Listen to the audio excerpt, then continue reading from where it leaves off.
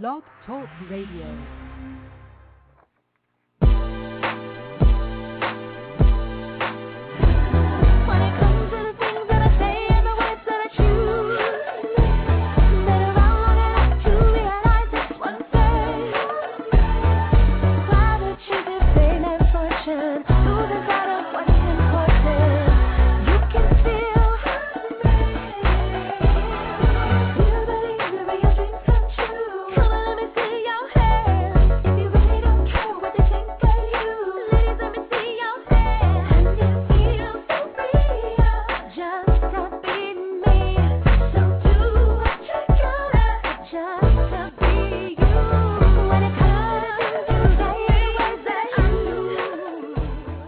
Welcome to Plus Model Radio. I'm your host, Chenese Lewis.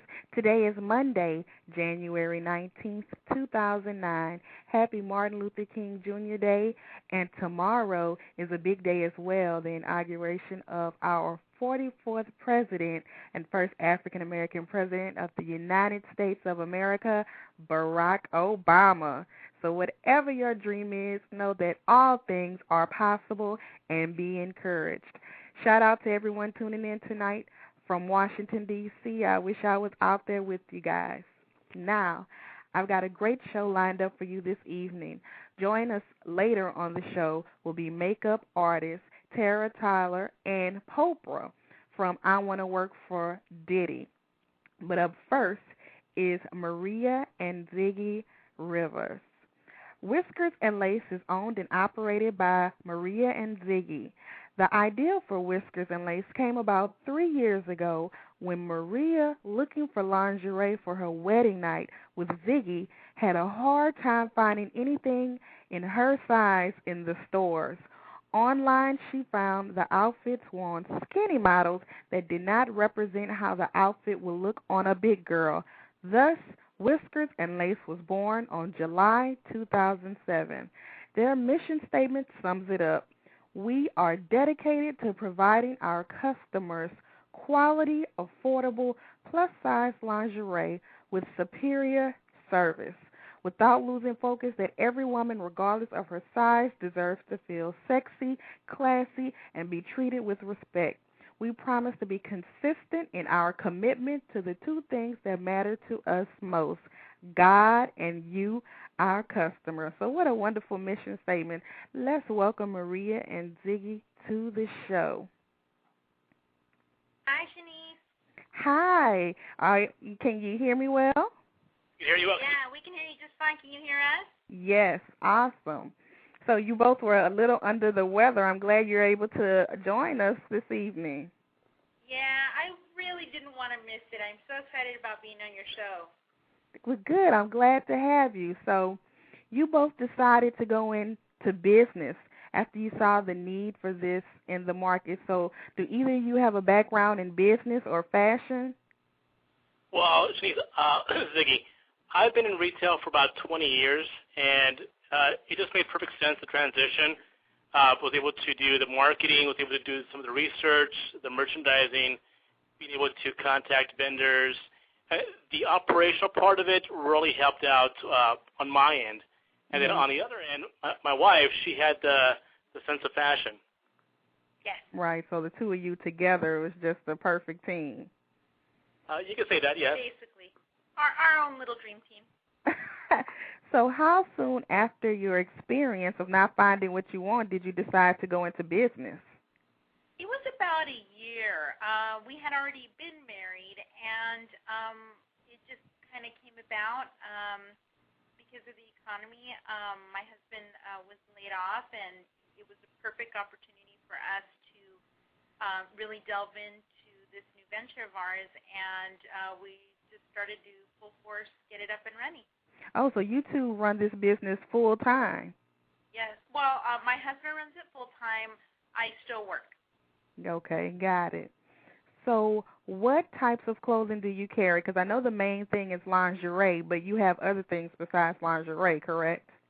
Yes. We also do costumes. We do, kind of the normal lingerie, baby dolls, camis, corsets. We also have some leather, and we also do bridal wear, which is actually kind of what started it all. Okay. And so you also saw online you have Halloween costumes too. I know that's over with. Yes, that's over with, but we still have a little bit of stock, and we're actually looking to unload that because we're getting ready for the new year. This is actually within the next 4 months, we're going to start getting geared up for Halloween again in attending shows that sell this stuff, and we're going to go and buy. We're also getting ready to launch a swimwear line for plus-size swimwear as well. Oh, okay. Well, how exciting. So what are the sizes that you carry? We carry anything from a 1X to a 3X, and then even some items go all the way up to a 6X. Okay, but some of them, not every single one. Right. You have to look and kind of take a look and kind of browse around. Not everything is available to a 6X, but I think we do have a pretty good variety, and we're going to start getting more larger sizes in as well, because that's why we're going to be attending these shows that are coming up in the new year. So what is the price range for your clothing line? The price range for our clothes, you can find things on there for as inexpensive as $10 going all the way up to about $60, $70. Mm-hmm. We try to make a wide variety just because, there are different we'll say price lines that everybody needs to keep within their budget. And right. While this is kind of a luxury, it's a nice luxury to be able to still afford. Right.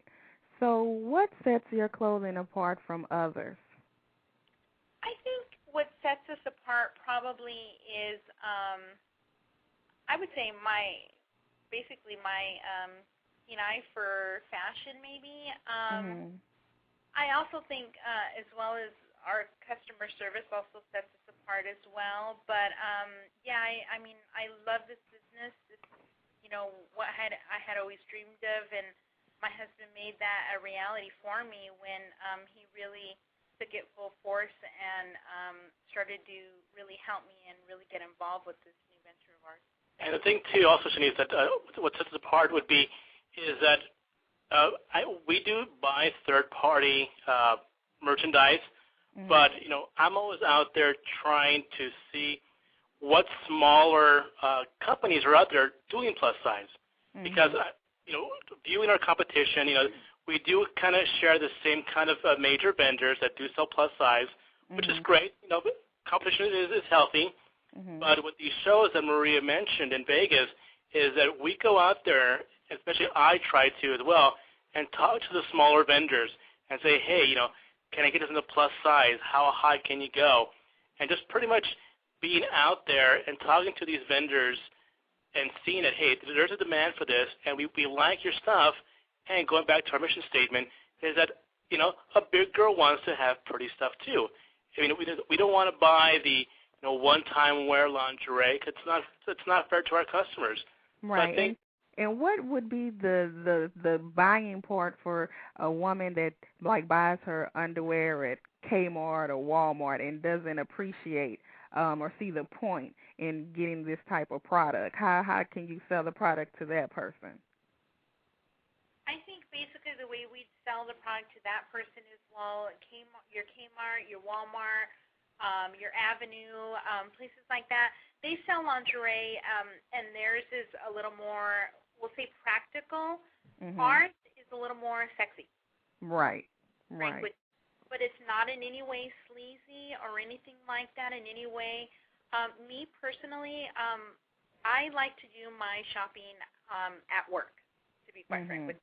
Nobody from work is listening, but I like to do my shopping online at work. And the way our website is set up is there's nothing too provocative. There's nothing that's going to be too explicit on the site, so that you're surfing at work and you want to go to our website, www.whiskersandlace.com, you can still look on our site, and it's not an adult site, and it's not going to get flagged by your work in any way, so that you can comfortably shop. And I think that's probably one of the biggest things, and that was actually one of the major things that I really, really was pretty adamant about with my husband's setting up the site, while he wanted it to look very sexy, I still wanted it to be something that any woman can access from her computer, either at work or at home. In all ages. Yes. Yeah. So how can someone apply to be a model for your clothing line? Well, we have the Contact Us feature on the website, so they could apply there. And we also have the MySpace, and they can apply there as well. So are you looking for models? Right now, we are looking for models. We're always looking for new talent and talking to them. The one thing that we ask, because we want this website to be a positive thing for plus size, is that, we want serious plus size models. And, because I do most of the networking and what have you, those models out there, it's a joint venture between my wife and I. So, I do get that occasional, unprofessional approach. Right. But, the thing is, it's a business and it's professional, and we want those models to be professional and be able to represent plus-size women in a positive light. Now, although you're a lingerie company, would you prefer pictures of someone in lingerie or just like a regular portfolio picture with, a regular outfit? We prefer more headshots to see their overall work, just because, we don't want to see their dynamic as far as the models, see what they can do, because, we've had other models that we worked for in the fashion show, and we've had in contact with them, and they've been really great and very professional, and have been a good source, a good resource for us as well. But because, like Maria mentioned, we're going to have swimwear, we're going to have costumes, and we want a model that would have the versatility to do all these different things, not just lingerie, but be able to be comfortable in lingerie as well. I think so. Is another thing is that all of the models that work for us or that have worked for us in the past, we contact them based on their information that they send us, but it's also a contact type of thing where we'll call them and we'll talk to them, and we need to get an idea of what their personalities are like, and to make sure that we want them representing us, and vice versa. If they're going to have photos taken in our garments, we want to make sure that they represent the garment well, and that it looks on them when they take their photos and they put them in their portfolio. So it's also kind of a personality thing as well. We've worked with some models, that it really didn't work out, we'll say, but in the grand scheme of things, it's not just a pretty face, it's also a personality fit that meshes. Yeah, the total package. Exactly. And I think it goes both ways, Chenese, because one advice that I would give the models out there would be be open to what's out there and network. And it's a personality, because when we did our fashion show, our first fashion show, we met a lot of models. But then as we were going out and doing more networking, I contacted a model for a different event, and she had already heard about us through the plus size model little circle of the networking, and they've heard about us and they want to work with us. I think it's just a matter of being professional and being able to help each other out, because usually when you start out, you do a lot of stuff for trade.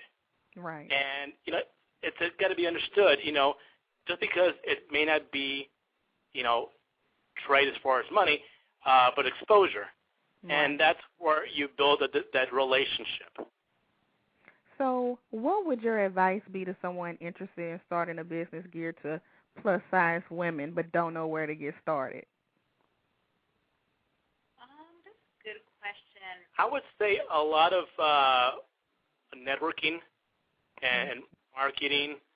Get to know your customer, because even Maria, she is our target audience. She is our customer. Right. But even still, before we actually launched, I went on MySpace and did a lot of market research, get to know what the customers want, because not every plus-size woman likes certain things. Right. So do your research as to what's out there, because even from when we started our market research, things have changed now. So it's just good to know because it's always evolving. And even with what Maria mentioned when she started looking for lingerie is even 3 years ago to now, you see a lot of more plus size out there, which is great. But it's going to be more and more as you get more exposure in the industry, a lot more plus size. It's just know your target audience. So do you have anything coming up that we can be on the lookout for? Well, like Maria mentioned, we will be out in Las Vegas at trade shows sourcing vendors for swimsuits because that's what we wanted to get into. Again, that's something that Maria wanted as well, loungewear, and anybody who carry also Teen Plus lines.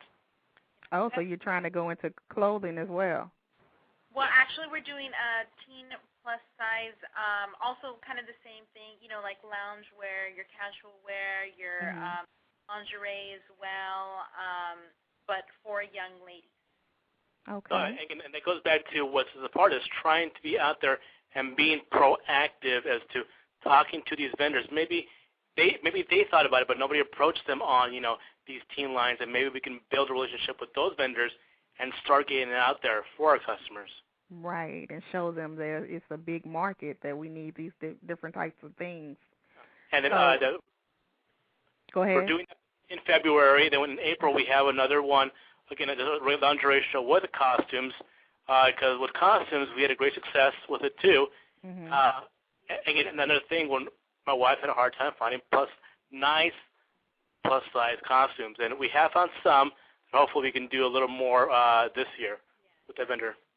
Thank goodness Halloween was very, very good for us, and we only hope that going forward that Halloween gets even better as hopefully as the swearing in of our new president comes in tomorrow, hopefully the economy will get better, and with the economy getting better, everything's going to get better, and we're going to have better things that are available in more variety and in more variety of sizes, selections and styles and things like that. So we're very, very excited for the future with our business and our website. Now, you have a special offer for the Plus Model Radio listeners, so give us the details on this. Yes, we do. We're offering a 15% discount on any purchase done at whiskersandlace.com. So all you need is the coupon code PMR, which is Plus Model Radio. Just type that in when you check out, and you get 15% off anything on our site. And is it good until a certain date?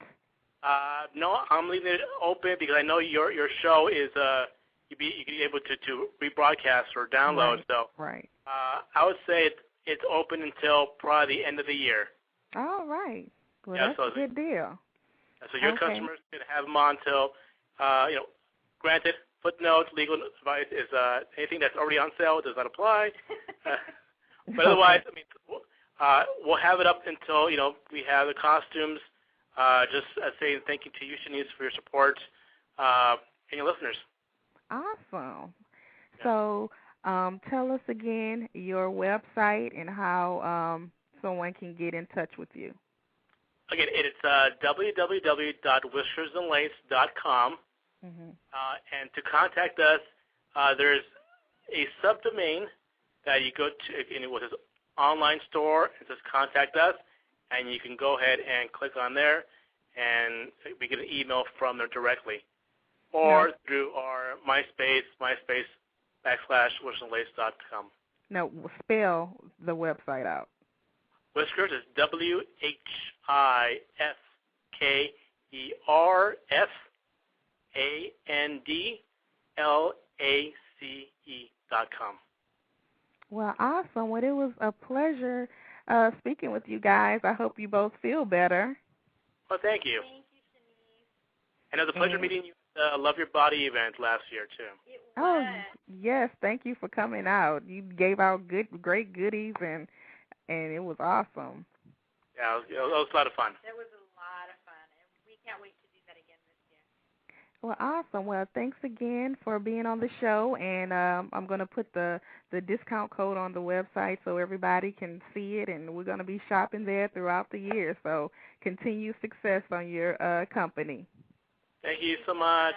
Thank you. Bye-bye. Bye.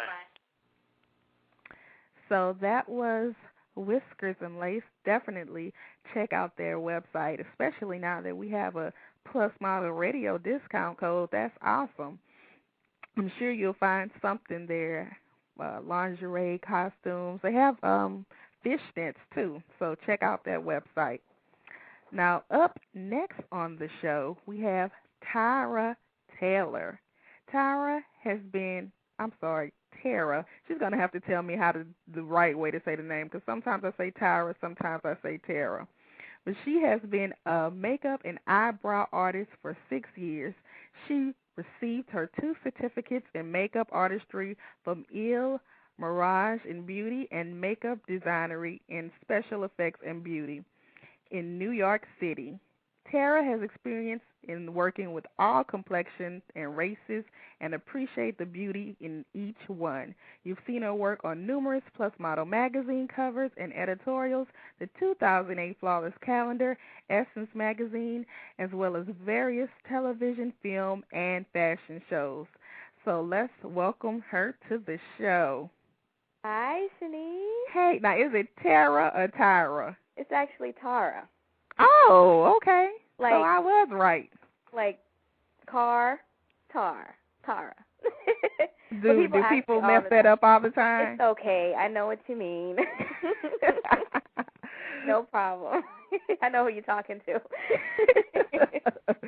So, growing up, did you fall in love with makeup at an early age, or it happened when you got older? Good question. I actually did not really fall in love with makeup, or rather fall into makeup until later on. As a child, of course, as a girly girl, as some of us are, we play in our mother's makeup. Some of us, our parents' makeup, but my mother's makeup. And I'm artistic in general. I draw. It runs in my family. My mom draws. My brother draws. Okay. So it was something natural to fall into. Later on, down the road, I guess it's another form of art. It's another form of drawing. You're just drawing on a three-dimensional surface. Right. So I kind of got into it literally 6 years ago was when I really started. Oh, so, I mean, did you see something? What was the spark that you were like, this is what I want to do? I was acting before. My background is in theater. I never knew that. And I did a lot of musical theater. That's what I got my degree in college. Oh. And I did that for a while. And a lot of the time I was struggling with my weight, back and forth, up and down. And I just said, you know what, let me just give it a rest for a couple years. So that's what I did about 2 years ago. I just said, you know what, I'm just going to take a break.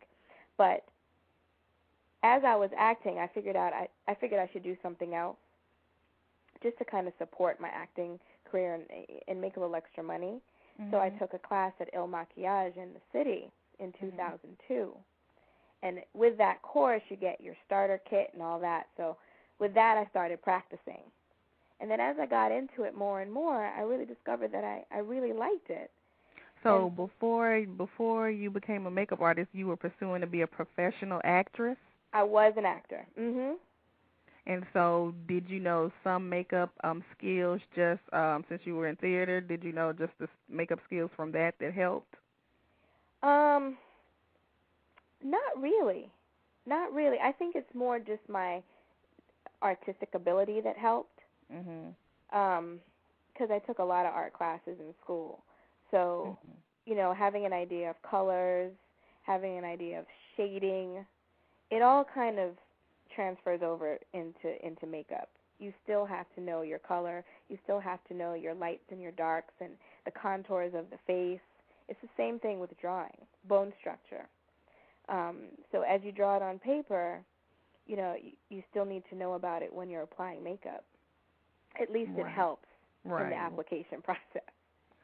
So you work, with a lot of plus-size models, but you're open to working with all types of projects and all types of people, right? Oh, yeah. I fell into working with plus models. I had an ad on Craigslist, I believe, and Anna Kujawski, which is a former plus model, hoping to get back into plus modeling again, she and her partner, Matthew D., who's a photographer, contacted me, and they were doing some test shoots, and that's where I really started. And that was in the beginning when I had taken classes as well. When I first took classes. So it kind of, that's where I just started. And all her test shoots were with plus models. And then from that's how you got the foot in the door with that market. Exactly. And then from there, she passed my name off to Madeline Jones. And then I started working with Maddie and Luke. And I've been working with them ever since.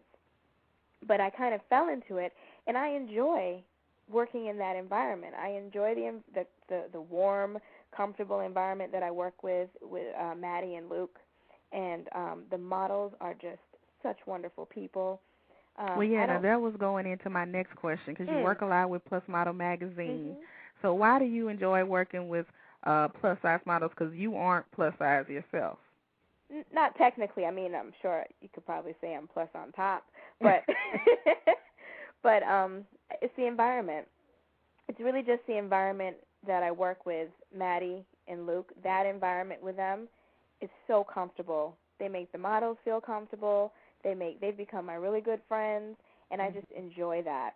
I don't really think of it as I'm working with plus models. I just enjoy who I work with. Right. And that's what makes the difference. So you are an eyebrow artist. So tell us what that is, and is that something more specialized than the average makeup artist's eyebrow skills? Well, the eyebrows frame your face. Right. And I find that when they're groomed properly, not only does it make your face look cleaner, but it makes my makeup look better. Right. If I do a good makeup job and the brows are growing in and they're scraggly, then my makeup job looks unfinished. So I've taken time and practice on a lot of my family members with grooming the brows, because I found that when you groom the brows, the makeup looks better. It makes my skills look better, and the finished product, I end up coming out looking good. So what do? You wax or tweeze? I wax and I tweeze. When I'm on set, I usually just tweeze. Unless it's a special house call or the brows need a lot of work and it takes too much time just to pluck them, then I'll bring my wax kit and I'll wax. So the average makeup artist doesn't wax eyebrows? Not unless you're a cosmetologist. Okay. But even if you, and technically you should be you should be licensed to wax, which is why I don't bring my wax. I usually just bring my tweezers, and a little cutting and a little plucking goes a long way. Right. So it's also about the shape of the brows, cleaning them up so that they have a nice shape, shaping them, not just taking off the hair, but making them look sculpted. Now, what about people that shave them all off and just draw them on? If that's what they like, go right ahead. But you don't advise that? No. Not at all.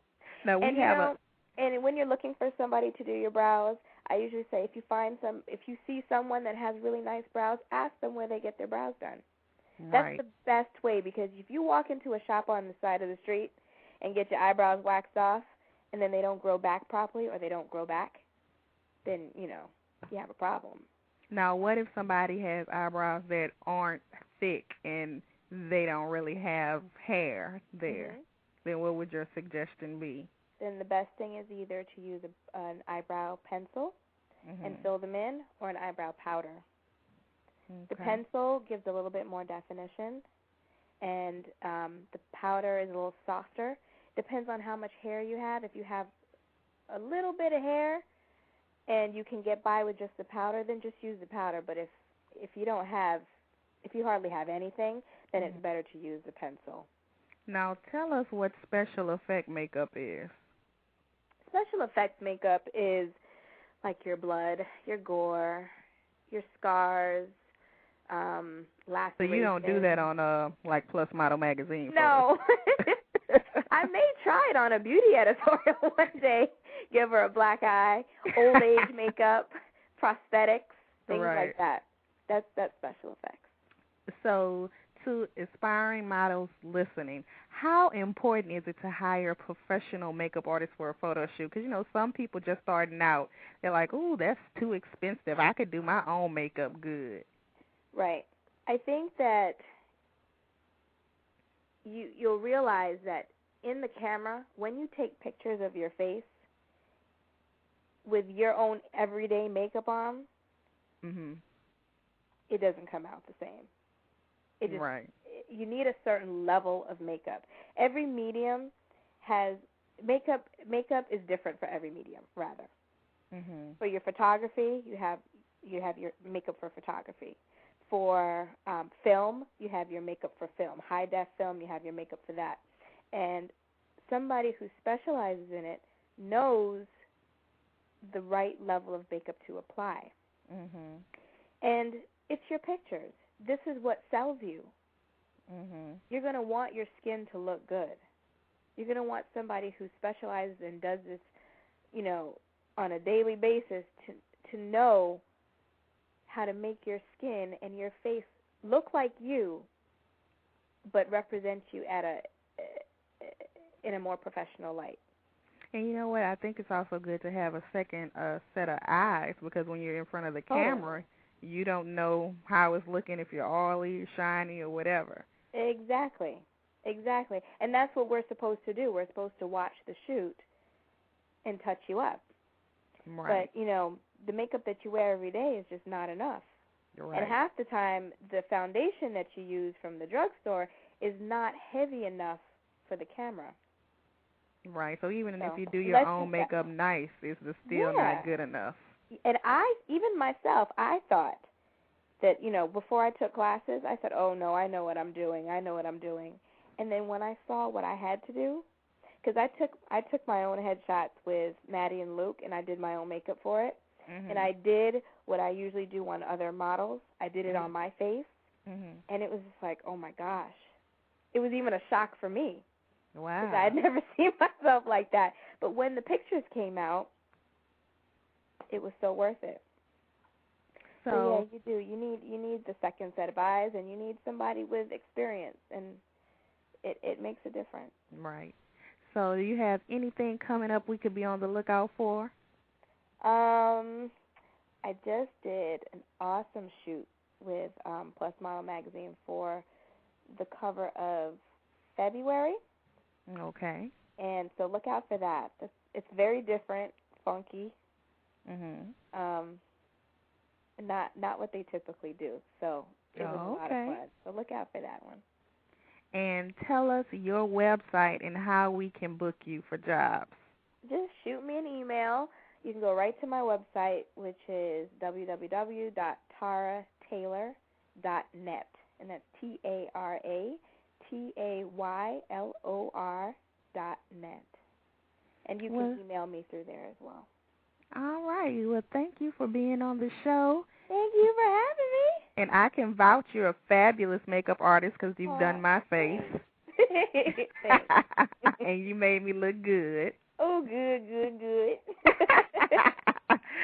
So thanks, girl. Good luck on everything. Have a wonderful weekend. It's over now, right? What day is it? Monday. Oh, well, enjoy the inauguration tomorrow. Yes, you too. Bye, all right, girl. Honey. Take care. Bye-bye.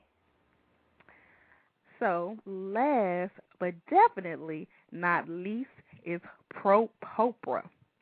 A name created to define a young woman who has encompassed the vision, integrity, and passion of media icon Oprah Winfrey and the creativity, drive, and fortitude of Sean Puffy Combs. As an experienced television personality, actress, recording artist, writer, and producer, she has had many successes that have spanned the entertainment industry both locally and internationally. Before changing her name to Poprah, she was known as Temptress. She hosted her own television shows and as a recording artist on Warner Brothers, then BMG. She had top 20 hits throughout Europe and Asia. She also appeared briefly on ABC's reality show Fat March and most recently VH1's I Wanna Work for Diddy. She is the CEO of her own TV, music, and film production company, Hollywood South Productions, and has her own clothing line for plus-size women called Fat-Tabulous that we're going to learn all about today. So let's welcome Poprah. Hello. Hi, Chenese. Hi, how are you doing? I'm so good. I'm blessed, girl. How are you? Good. I'm blessed, too. And thank you for joining us this evening. So, before you appeared on reality shows, you were already in entertainment as an accomplished host and music artist. So, tell us about some of your past accomplishments. I've been in the game for a while. I started out on the music side of the industry. I had a record deal with Warner Brothers and BMG. When I relocated from the Baltimore, D.C. area to Atlanta, I started out in Atlanta doing a lot of studio work. I used to do things over at Dallas' studio, and I worked with like Naughty by Nature, and I sang on Toni Braxton's record, and So, are you a singer or a rapper? Actually, I sing and I rap. See, I was a triple threat before Beyonce. Oh, okay. Which I love Beyonce. I love her. But I don't think that necessarily, what you're planning for your life is necessarily what God's plan is for you. Right. And I think that whole process of me pursuing, a recording artist career was one of the talents that I had, but not necessarily my end calling, so to speak. So, but at the time, that was my passion. That was something I really, enjoyed doing. I still write and produce for other people. From time to time, I'll do a cameo here and there, but that's really, really not my focus at this point in my career, but that's where I started. And so a lot of people were surprised I had, like, songs neck and neck in the charts with Mariah Carey. Like, Mariah was 14 in Italy. My song was 15. TLC was 7 in Germany at the time with Waterfall. My song was number 8, which was actually a song that I wrote to submit for their album, and, as many writers experience, you kind of waiting to see if the artist is going to pick up your song or whatever. Right. And ended up getting a record contract with that same song. And the funny thing is I'm really good at doing voices, so when I would demo a song to present to an artist, I would imitate them. And so I did a song for them, and, I could change my voice and sound like T-Boz and then sound like Silly and then rap like Left Eye because I wanted them to hear themselves on the record. And right, they help.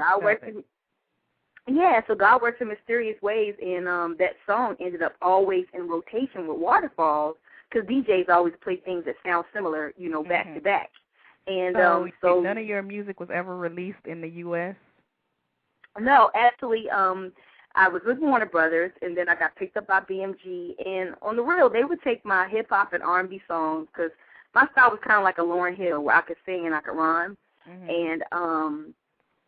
And then my look was more like a Janet, Janet Jackson. At the time, I was slim and trim and working out 6 days a week and really into the whole fitness thing. And but what they would do in Europe at the time, which is still very popular there, dance music is the rage. Everything's 120 beats a minute. So they would take all my hip hop or R&B songs, make dance mixes, and they kept saying one more single, just one more record. And my thing was every time I came home, nobody knew who I was. But in Europe, I get off the plane and people are like, Temptress, how are you? I love you.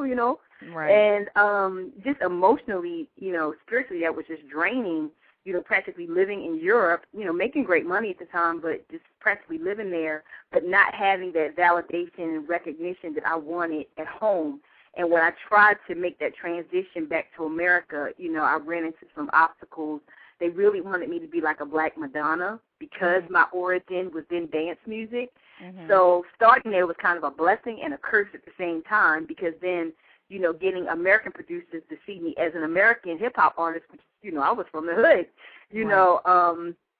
and trying to compete, and then doing that route even in America. Like, I used to do a lot of music videos to kind of keep my face out in America, even though I kept traveling back to Europe. So I was like in Busta Rhymes videos, R. Kelly, Ludacris, and, trying to break into the game. That's when I was exposed to just the casting couch, if you will, the sexism in the industry, trying to do it on the American side, which really wasn't what I had experienced in Europe. And just really kind of got over it. I knew that I had other talent. You decided to step away from music and move on to other things. Yeah, I really just got frustrated after, many years of, trying to break into the hip-hop side of the entertainment industry in America, and just being drained emotionally by it always being a string attached. I guess at that time, hip-hop was predominantly run by, men in the industry, and their motives weren't always appropriate, and I just refused to sell my soul and go that route. So I said, wait a minute, I'm a businesswoman first. I just happen to have some music and hip-hop, some rap talent, but I can write, I can produce, I could, I do television. My degree is in television. I've hosted shows. I've anchored TV news. I'm like, there's so many other ways for me to do this and empower myself to maybe be more a leader and a business model in the industry, so that no other young woman in this business ever had to experience, at least not through my company, what I just experienced trying to break into the game on the American side. So after you pursued your career in music, I guess you took some time off or pursued some other things, and you gained some weight. So your first stint on reality television was on ABC's weight loss show, Fat March. So tell us about your experience on that show. Well, by the time I got to Fat March, I was really fat. But I have to preface that by saying, contrary to popular belief, you can MySpace me and YouTube me and Google me, and you'll find lots of videos online where it shows, when I was a size 5, size 7, and I worked very, very hard to maintain it, because that really wasn't my natural state. I mean, I wasn't a fat girl in high school. I wasn't plus size then. And, but people in my family, have been plus-size women, and certainly I'm not against that at all. As a matter of fact, I embraced being comfortable with who I was at any weight, and I think that's really why I honor and respect you so much, and so many women like Monique and Queen Latifah and yourself, who have embraced allowing plus-size women to grow to a level of acceptance of, as long as you focus on being healthy, being not the stereotypical cookie-cutter perception of what a woman should look like, you're fine. You're all right. You're fabulous. You're beautiful.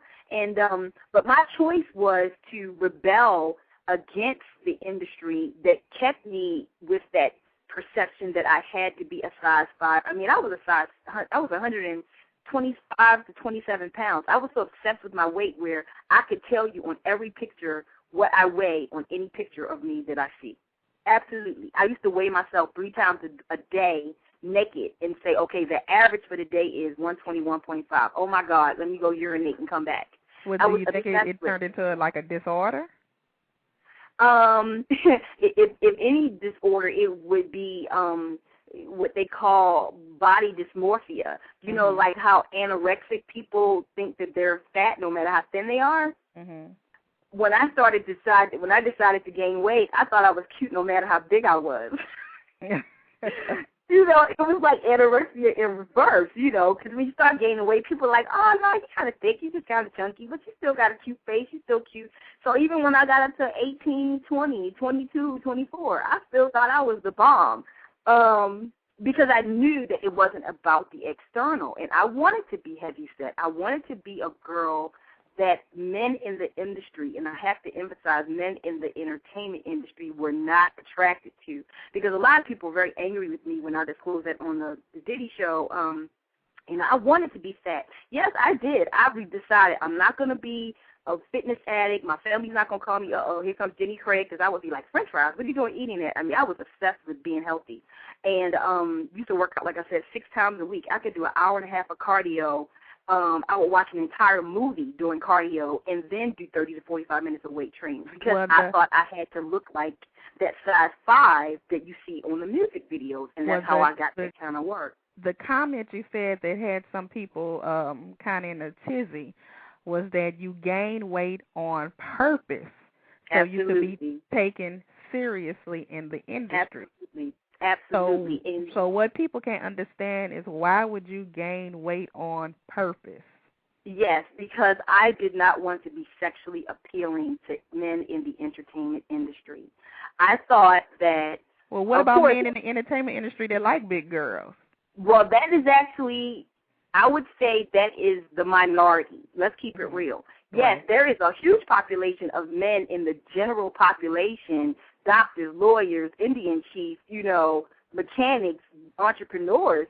Yes, there are plenty of men, which I learned after becoming a plus-size person, that love us, and I'm so glad for that. I would be a very lonely person. But the men in the entertainment industry, your producers, your agents, your rappers, the people who really are in the game, you will find that the majority of them, they're checking for, at least the people they want to exploit, let's say not love, but exploit, are women who are the video chicks. You know what I'm saying? Then wouldn't gaining weight lessen your chances of being successful then? No, because technically, but remember, at that point, when I decided to gain weight, I was no longer focused on what would make me successful. My thing was I didn't care about being an artist anymore. I wanted to be taken seriously as a business person.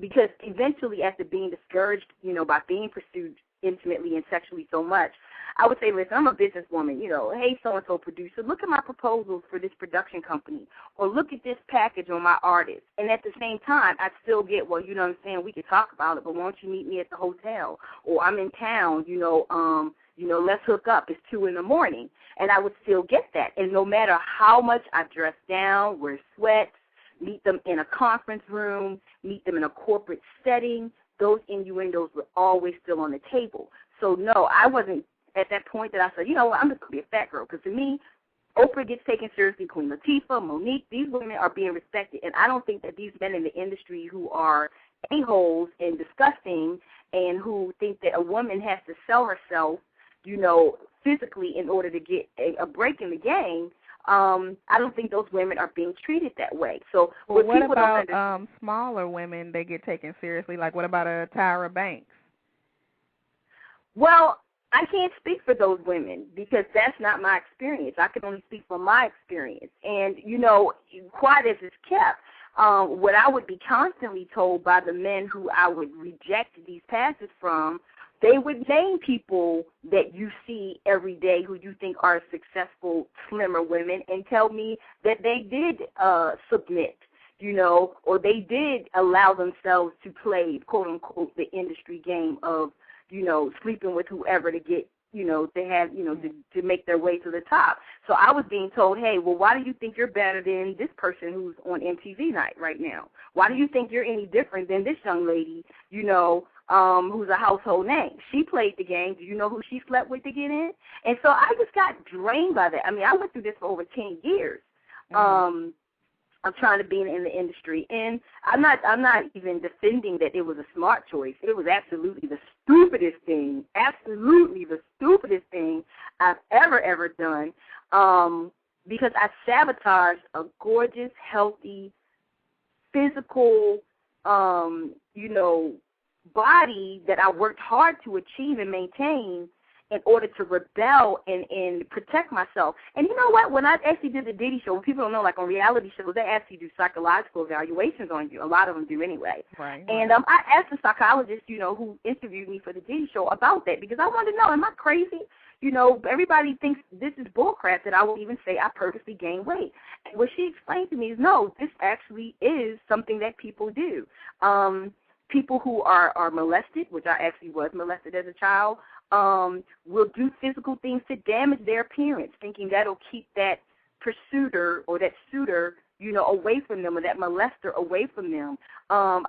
They named a couple models. There's been some models. There was one that was on Celebrity Fit Club who said that she purposely wanted to be unattractive to men because she got tired of being, a sex object, or object of their, obsessions.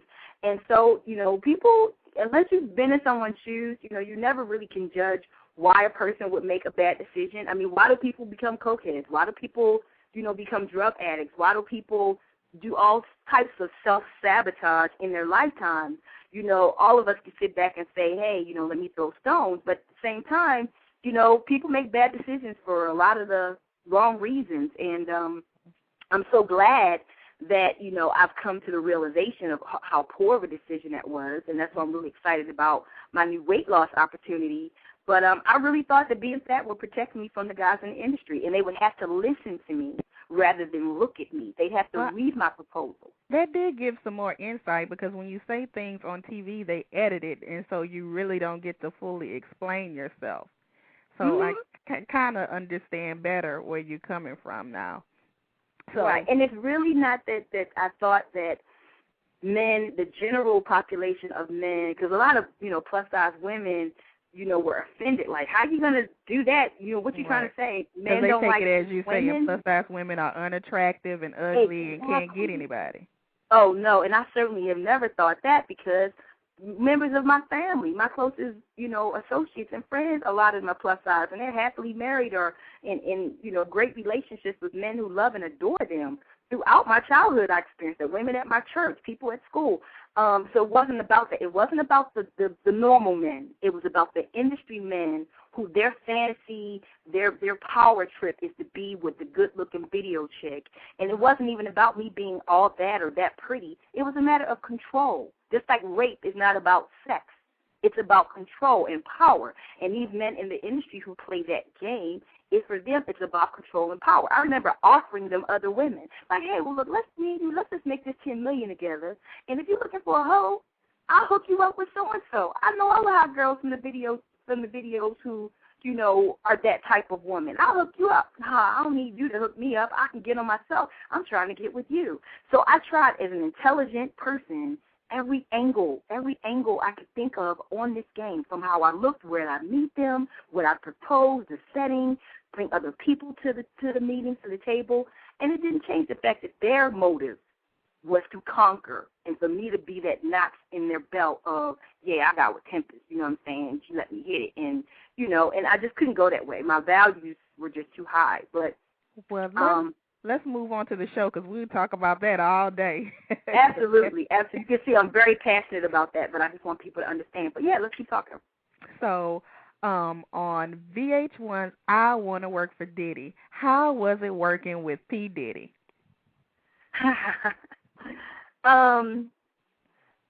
Number one, people always ask, is he like he appears to be? And I guess it depends on when you see him that you have a perception of how he appears.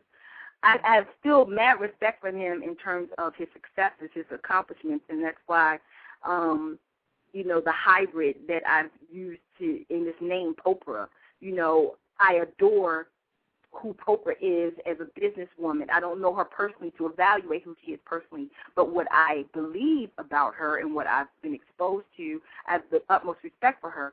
Same thing with P. Diddy, Sean Combs. I have a lot of respect for him in terms of who I perceive him to be as a business person.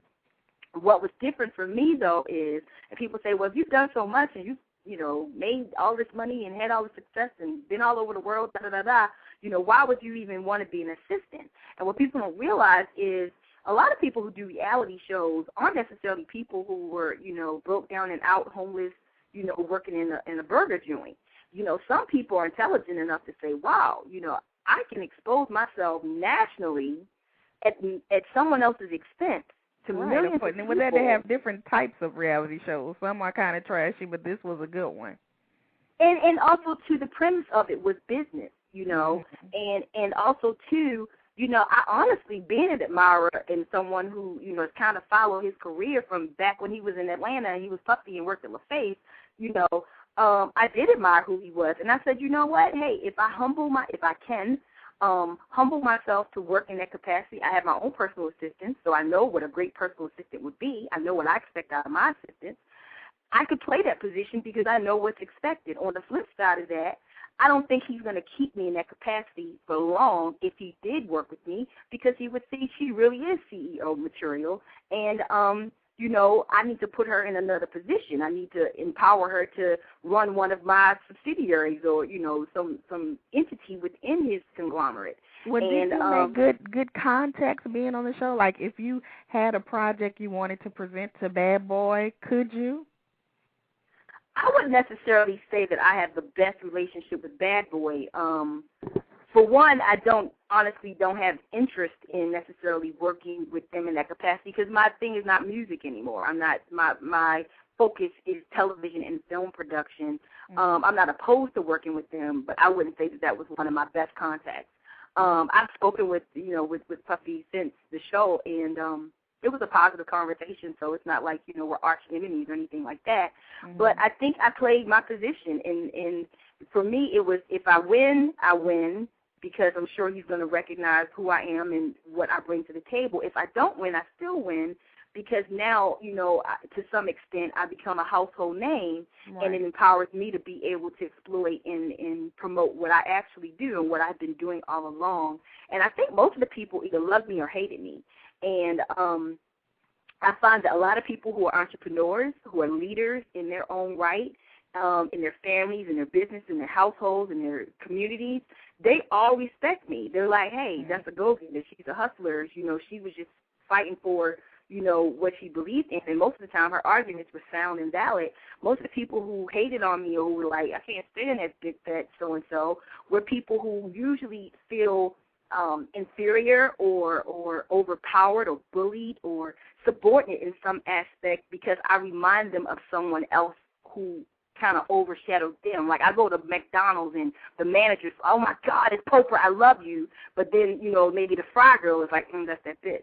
You see what I'm saying? And so it was just, that's what it's been. But I think a lot of people are kind of just coming around as they continue to do their research and Google and follow up on me, that, she wasn't some crazy fat girl. I mean, it's a reality show. I mean, I produce reality. So I know what it would take to keep the camera on me. You know what I mean? So I played my position. But at the same time, I was very serious about the things that I said and I did, and I'm so glad I did it. Oh, my God, I'm so glad. It's really empowered me in a lot of ways you wouldn't imagine. Well, why do you create a different stage name for each project that you do? Is that something done intentionally? No, actually, that's not true. My stage name for Tempest, my stage name was Tempest from 1991. All the way up to the Diddy show. I kind of adopted the name Poprah probably about 5 or 6 years ago, when I would describe who I was as a business person, And so the show just kind of pumped it up more. Well, I just decided that because I was pursuing an opportunity that was strictly based on who I was as a business person, and that was the name I adopted if I referenced myself more as who are you as a business person. And when we first went to the show, it's like, okay, that first day, brand yourself. Remember we had to do the presentation of who are you. Mm-hmm. It kind of just fell into place, like, okay, who am I? Well, I always say I'm a cross between Puffy and Oprah. I'm Poprah. So, yes, it's time to introduce the world to Poprah, because I'm not pursuing, artistry anymore. I'm not Tempest, the recording artist that was a size 5 doing the music videos and trying to be a rapper. I'm a grown, mature businesswoman who's really focused on building a multimedia conglomerate, and to me, that represents the best of Puffy and the best of Oprah, who I think I am destined to be, which is Poprah. So I just decided that was a great opportunity to brand Poprah that I claimed, like I said, over 5 years before. Now, tell us about your new clothing line, Fatabulous. Okay, I would call Fatabulous more of an online boutique. Mm-hmm. And the reason I have to withdraw from calling it a clothing line is because until I'm able to work with some of the designers that I've been, interviewing and people have been kind of introducing me to, who can really design the things that I envision that plus-size women really want to wear, I'm kind of at the mercy of licensing garments through other people's sources, you know, through manufacturing type relationships, or wholesale, I should say, wholesale relationships. Right. So currently, Fantabulous is more of a clothing brand where those things are designs that I'm able to get through wholesale relationships with different vendors. I will call Fantabulous a clothing line once I can go on and secure the distribution and the manufacturing and textile arrangements that I need to say, you know what, I know big girls are checking for stuff like this, we're checking for stuff like that. Right, because you could get custom pieces that nobody else has. Exactly, because, girl, it's funny because then I wasn't always big, and I kind of had that video girl mindset of, you know, like you know, I used to like to wear the tight jeans and my waist out, my boobs pumped up, and, you know, the video girl look, unless I was going on a business, you know, situation where then I would want a cute pantsuit or a nice, you know, fitted dress or something classy. You know, when I started having to go to your quote-unquote big girl stores, I was like, oh, my God, why do I have to dress like my auntie? Right. You know, why do I have to look 55 just because I can't fit anything in my, you know, in BBs or somewhere? And that's when I got just disgusted with the whole, you know, inventory that was available to us. Like, we need something where if you got flavor, if you have some swag, you really can wear things that fit your personality. You don't have to be divaed out to go to the mall or to go to the movies, you know, or just to go hang out with your girls. And plus, no pun intended, but our market is growing. And, you know, you have girls that are 12 and 13 years old that are wearing size 16. Yeah, that's true. You know, and they what need I found something age appropriate.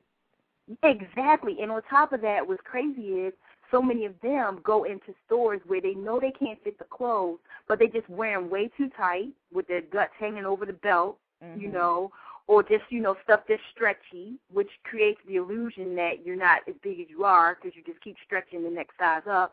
You know, that's when I really got out of control, because it wasn't until I wore things that were more structured that I even realized how big I had even gotten. And I just think that, you know, those young women and even people in my age group, you know, we should have choices, because I think big is definitely beautiful. And it's really who you are on the outside. And I want to empower young women and just women of all ages, races, ethnicities to be confident and bold and sure of themselves, because your size can fluctuate. I mean, if you looked in my closet, I have probably every size that a woman could wear. I still have things that are size 5. Really? I don't know. Yeah, not that I could wear it, okay? Like, I couldn't even wear those pants on my arm. But more of, like, because I'm in television production, you know what I mean, some of those things may fit a period piece or fit, you know what I mean, some scene. And so I keep those things as wardrobe for production, not because I have an illusion of, one day I want to be a size 5. As a matter of fact, I'm the new spokesperson for dramatic weight loss, which I'm so excited about. And people are like, oh, my God, you'd be training the big girls. Heck no. I just want to be healthier, you know, because I'm not getting What younger. is dramatic weight loss? Let me tell you, it is absolutely the best weight loss program that was ever created. It totally goes against everything that we have been taught about why we are overweight. It is crazy how fast and how steady I have been losing weight. My first 6 days, I lost 13 pounds in the first 6 days. And I've been losing weight continuously ever since and not being hungry. You know, to sum it up, it basically shows you why there's girls who are, or not just girls, but people who are very, very thin who just eat all day. They eat all day. And you're like, you just a greedy gut. You know what I mean? You always eating, but look at you skinny as I don't know what. And then, you know, the flip side is, you know, why some of us who, like I used to, when I started getting fat, one of the ways I got big was I used to eat one meal a day. I wouldn't eat breakfast. I eat my first meal 4 or 5 in the evening, and then maybe 11, 12 o'clock at night, I snack on something. But I basically turned my metabolism off, as in switch off, because my body thought I was starving it. And so it did, but it's so funny what the Dr. Mansfield explained to me, is you think about bears who hibernate. You know, why don't they wake up during hibernation to eat? Because their body's in a state of ketosis, because they're constantly burning fat and, they're constantly storing fat. so that during that season when they're hibernation, their body is okay because it has this storage to pull from. So people who, like me, who only eat one meal a day or eat our first meal away in the afternoon, we put on this weight because our body is like, she ain't going to eat again, so I'm going to store this. While you got the thin people who have a quick metabolism who constantly eat, their body uses everything that they get in as energy and burns it off because it's like, she's going to eat again in an hour and a half, 2 hours, or 3 hours, so their body never goes into that storage mode. So they always release and flush out and burn up whatever, they intake. And now, I looked up dramatic weight loss. It's diet pills, right? So you're on diet pills? Well, actually, you have the choice whether or not you want to do pills. There are some things that they provide, like vitamins, potassium pills, thyroid pills, things like that support and supplement the program. But the premise of the program is not, hey, can you just get, a drug in a bottle and it's going to make you thin.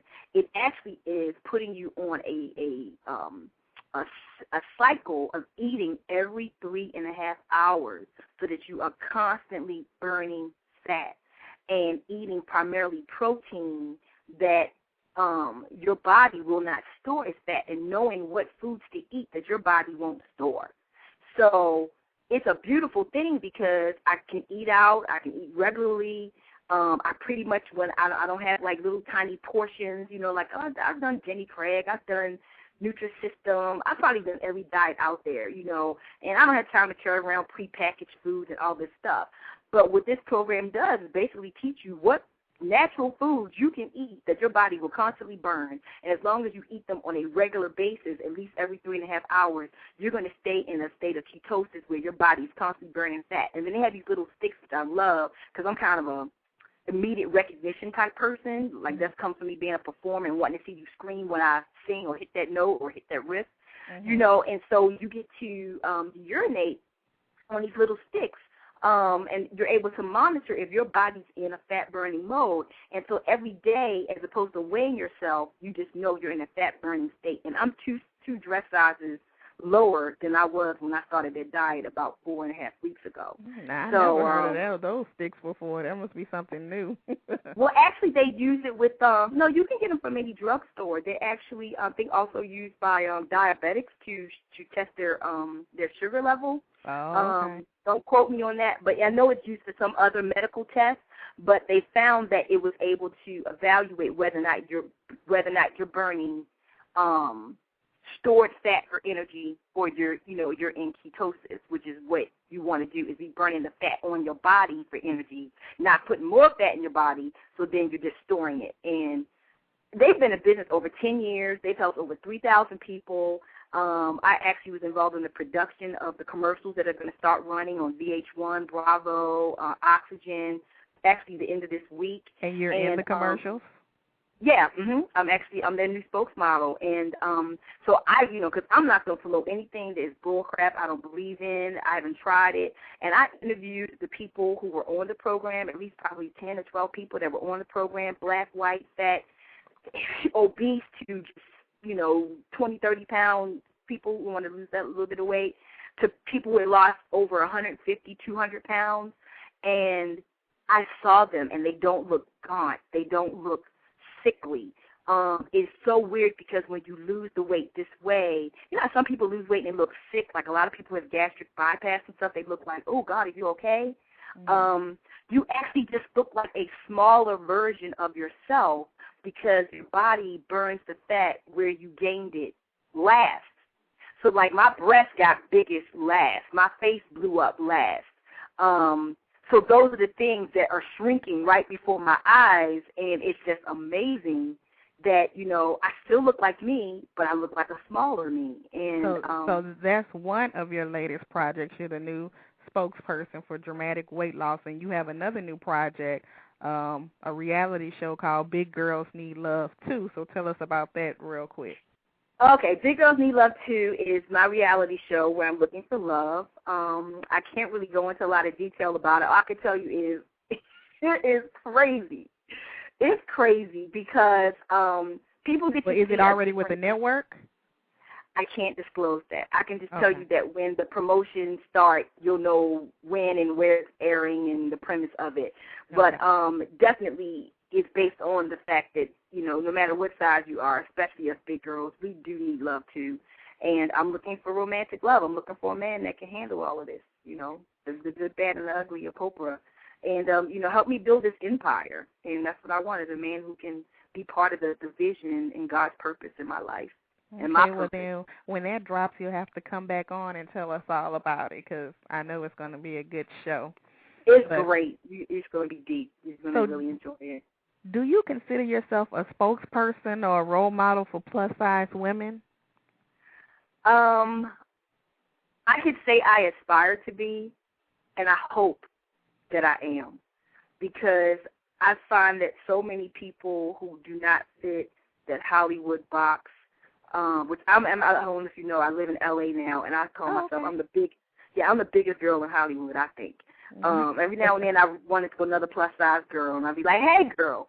But, you know, I think that someone, you know, has to show other women, and even these girls who aren't, you know, they're not even obese, but they're 10, 11, 12, 13, you know, which I'm not trying to get skinny. I'm just trying to get back to maybe like a 14, 16. Because you know you got a lot of heat from the comment you made about gaining weight, and you're probably going to get some more heat about this dramatic weight loss. But you know what? I can accept the heat. I'm used to it. But as long as people understand, my purpose for losing weight is not to fit anybody's perception of beauty, because I feel beautiful just as I am, and that's why I'm as confident as I am. But what this is about is my health. You know what I mean? My parents died when I was 16. Both of them had weight issues. My brother was recently diagnosed with diabetes. High blood pressure runs in my family. And if you know what generation I come from, I'm not, you know, 25 anymore. So I'm doing what's necessary for my health. And if anyone takes issue with me trying to live longer, then obviously they have an issue and not me. Well, cool. Well, tell us your official websites before we go. Yeah, okay. Definitely you can follow my weight loss at Poprah.tv. I'll be doing bi-monthly updates about my weight loss. I definitely want anybody who's interested in getting on this program just to get healthier, not getting skinny, get healthier, to definitely go to dramaticweightloss.com. Just like it sounds, that's how it's spelled, dramaticweightloss.com. And if you mention that you heard me on any type of promotion, they will definitely look out for you and take good care of you, give you special rates and what have you. But I definitely think you should do that, because it's the one diet you'll be able to live with the rest of your life and really just change how you think about food and keep the weight off. And I'm so excited about that, because I want all of us big girls to live longer. Just get into the zone where you feel healthy. Forget about cute, just healthy. And, of course, you know, I have my website, Poprah.net. I'm on MySpace, myspace.com/TheRealPoprah. And, you know, what's keep the your head clothing line open. website? FabtabulousClothing.com. F to the A to the T to the A to the B to the U LOUS. FabtabulousClothing.com. And I'm still out here, you know, fighting for us and the power and the vision of women who don't fit a stereotype, but who are good and confident about who they are, and empowering some of these younger women to be okay with themselves, because they're doing some really dangerous stuff, you know, trying to lose weight, diuretics and, you know, pills and just, you know, not eating and starving themselves and things like that. And we've got to show them that you can be beautiful at any size, because, you know, it could be something else that would make you not Hollywood, you know, stereotype. And so what are you going to do? You know what I mean? Shave your head because of that reason? You know, forget about trying to be the group or follow the leader. Let's be individuals and be good about what our value system is and what our purpose is and what God's purpose and his gift to us is, so we can do what he wants us to do. It's definitely not about beauty anymore for me. Well, thank you so much for being on the show. We went way over time, but you had a lot to talk about. Oh, girl, I'm a talker, so next time, you know, give me an hour. But thank you so much for giving me this platform to talk, and I'm really proud of you. I've done a little homework, and you're doing great things, and I know that you and I will definitely cross paths again. Yeah, I'm based in L.A., so keep me in touch with all you're doing. Absolutely, absolutely. And anything I can do to support what you're doing, please let me know. Well, thank you. So it was a pleasure talking with you, and much success on all that you do. Okay, take care. Bye-bye. Bye-bye. So I want to thank all of the guests on the show tonight. And make sure you tune in next time, and we'll have more Plus industry professionals with stories to not only inspire you, but to keep you connected. For more information about our show, go to our website at www.plusmodelmag.com. If you're interested in being a guest on the show, email us at guests@plusmodelmagazine.com to submit. I've been your host this evening, Chenese Lewis. Thank you for tuning in and supporting Plus Model Radio. Until next time, keep thriving in your curves and be blessed.